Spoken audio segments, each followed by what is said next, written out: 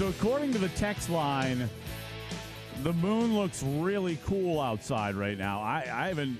Glenn says he was on his morning walk listening to us, and says the moon looks sick right now. So lunar eclipse. That's right. Yeah, somebody else texted and said there's a lunar eclipse. That's right. A blood moon. Is that what it's called? I've seen one of those before. Have you? Thrilling. Was there a murder upon the blood moon? No, just a reddish type of moon. Oh, boring. Very boring. I thought maybe like things happened, like in the movies. I'm not a big moon guy. People are like, look at the moon. We got a fingernail moon tonight. I'm like, oh, sick. Who the hell calls it a fingernail moon? You've never heard that?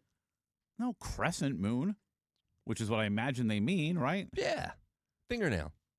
You never heard that? It's like the curved one? Yeah, it looks like a little fingernail. It's called a crescent moon. Yeah, fingernail. That's what I'm saying. I'm not a moon guy. Like to me, when I hear fingernail, it's just gross. I'm not big into lunar. Moon's cool.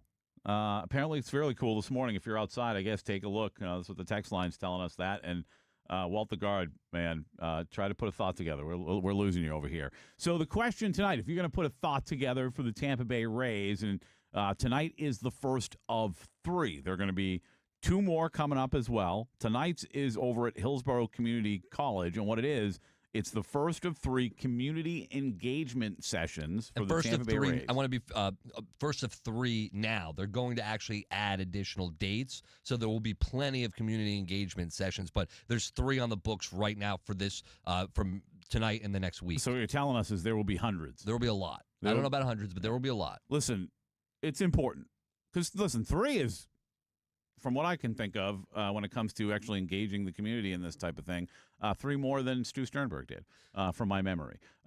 So 3 is good, but if there's going to be even more, that's even better. But the first one's tonight at Hillsborough Community College, and the question we asked before the break is, what would you ask if you were there tonight? Aaron and I are planning on going to at least one next week. And I like, by the way, they're going all the way. Tonight you mentioned it's going to be at HCC. They're moving all around. Next week's going to be in a different, both of them are going to be in different locations. Next Tuesday is going to be at Jefferson High School, and next Wednesday is going to be at the Skills Center off 22nd Street. So I like that they're moving around, Pat, because you're getting a bunch of different people in the community. You're not sticking to one place. Yeah, that one's really close to me, the Skills Center. I told you you'd like that one, North 22nd Street. But, and listen, this is the point, I think, to doing what they're doing and going to different locations is trying to get out to as much of the community as possible and get to as many, not just have the same people if you have it at HCC every time, there are people that aren't going to make their way out there that maybe they will make it over to 22nd Street. So I love that they're trying to get out in front of as many people in the community as possible. They want to know what is important to us, what is important to you when it comes to building the new ballpark and the development that's going to be around the ballpark. Now, I imagine they probably want more input when it comes to Rays fans on the ballpark than the surrounding area, but I'm sure they're interested in all of those things. So, again, what would you ask if you were to be there tonight, or if you were to go next week, or even if you are going to go? What do you plan on asking? 888-388-0957. That's 888-388-0957. Or text your thoughts to 82945. Make sure you start your text with DAE, or we will never, ever see it. 888-388-0957. 0957 or 82945.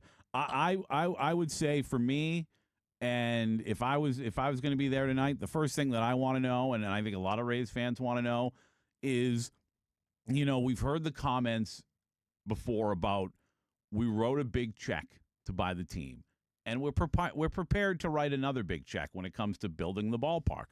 The question for me is kind of how big, and what I mean by that is how far are you willing to go? And I think this is a question that they can only answer so much because you don't want to shoot yourself in the foot when it comes to negotiations. But what I really want to know, and I think a lot of Rays fans are questioning, is how far are you willing to go if there's not as much public funding for this ballpark and this redevelopment as you hope there is?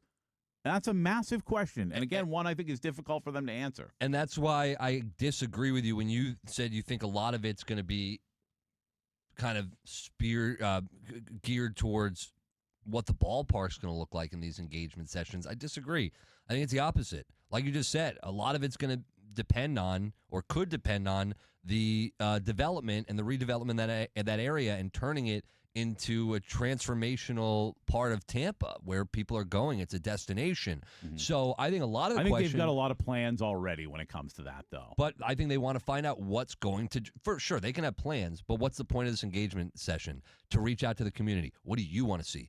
It's great that we have plans. What's going to drive you to the area aside from just baseball? So I think that's a big question. And on top of that, I want to know, and I've got other questions about when we get to the ballpark portion of it, but a lot of these students that are going to be around campus, a lot of these young people, how about job opportunities? What's job opportunities? What is going to be out there for them to potentially make money? Because in order for this to work, in order for Tampa, in order for Hillsborough County to be sold on it, there has to be other ways, other opportunities to make it worthwhile for Tampa in the long term, and that way they're getting a return on the investment, whatever that investment from the city is. Yeah, no doubt about it. And, to your question, and obviously this will change as we go through the process, right? But they are saying now, because they've had this website up for a little bit, the newballpark.raisebaseball.com. It's not the, by the way, it's newballpark.raisebaseball.com. According to them right now, and we'll have to see, like, where do these jobs land, right? They're going to be entry-level jobs all the way up through, I imagine, some very important CEO level type jobs. But according to the website, newballpark.raisebaseball.com, 11,908 estimated new on-site jobs. So that's, I mean, when you think about just a small area in Tampa Bay, right? I mean, I know it's going to be 100+ acres, but in the grand scheme of the city, right? It's a small area of Tampa, almost 12,000 new jobs. That's incredible. Incredible. And what jobs, what do those look like? And those Right. should be detailed, and those questions should be asked in these community engagement sessions, because that's a part of it. That is driving money into the economy, local economy, and putting money in the community's pocket. And people that want jobs, need jobs, not just want them, need them. So I think there's a lot of positivity that moving towards this, but also going around, like you mentioned, to different areas of Tampa and getting the input from the community, not just sticking to one place and going, we talked to you for an hour and a half. You got a couple of questions in. Thanks. Hopefully they works out. No, they really mean it. Ken Babby, these guys, this ownership group, they mean it. So if you're there tonight, your question to Ken Babby and Patrick Zalupski and Grover is, Bill Cosgrove, by the way, I should say his name every now and then, is jobs. No, my question is drones. When the stadium is built, are we going to have, we were told in the last stadium design with the previous ownership group that there would be so many new features and technology used. It's part of the discussion for sure. It was. I remember it. And I was told there would be drones delivering food and beer, and I couldn't wrap my head around drones delivering beer without any spillage. Here's the deal. This is what they'd have to do. And I just thought of this. When it comes to the beers, it's possible. It is possible. No spillage. There is a place near me in Temple Terrace. I don't know the name of it. It's one of those smoothie places. And for whatever reason, what they do is when they have this machine that when they make a smoothie, it puts this plastic top. It seals the top of it with this thin plastic that you poke a straw through. But it's a seal. And it can shake a little bit, and it's not gonna. Nothing's gonna there's spill. no way unless it fell off. I want to it'll know. bust open. And that's my question to them: is what is the Are you going to be able to deliver on drones delivering food? What if they say glizzy drones but no beer? I'm okay with that. I knew you'd be into glizzy drones. But I also do think there needs to be security involved in this, because what if people are just up there grabbing for dogs that aren't their dogs? I don't understand how the drone system would work, and I want to know if they've thought about it. I think they Glizzy have. goddess.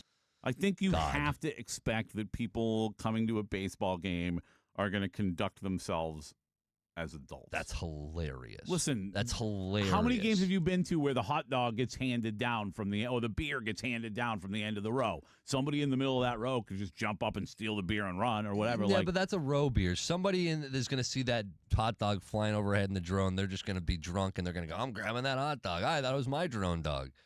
Telling you, there's going to be drone issues. That's the new fight in the future at stadiums. Nope. Is drone hot dog issues. That's why I have questions. We should bring in Ty J.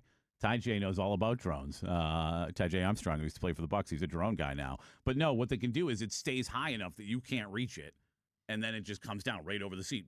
Yeah, see, I'm not wrapping my head around that technology. I have more questions about that. But haven't you seen they do big giant displays in the sky with hundreds of drones? Yeah, and those are lights. It's displays, not dropping me a beer or a hot dog. Also, transportation is a key issue.